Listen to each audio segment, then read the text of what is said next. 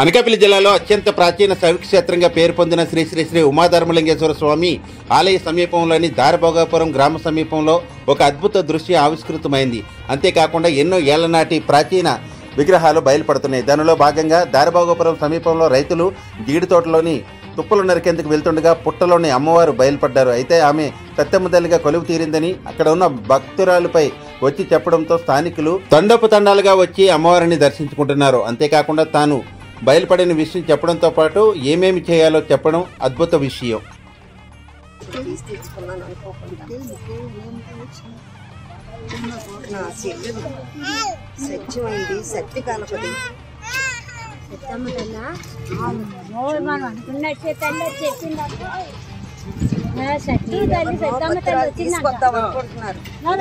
తీసి తెచ్చుకోండి.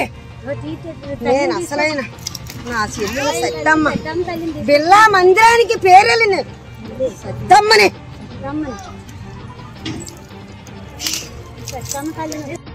ముందు నాకు చల్లదనం పసుపు కుంకంతో చేసి అప్పుడు మీరు చెయ్యండి.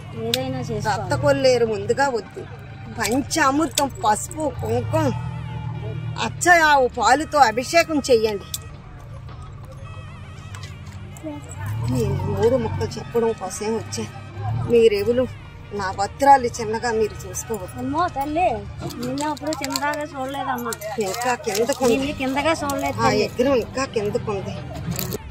నీళ్లు పోసి బయటికి తీసి అప్పుడు పంచామృతంతో స్నానం చేయించి అప్పుడు నీళ్ళు ఊరుడు ఎవరొచ్చి వస్తారో అందరూ పోయండి. నేను వెళ్ళిపోతున్నాను.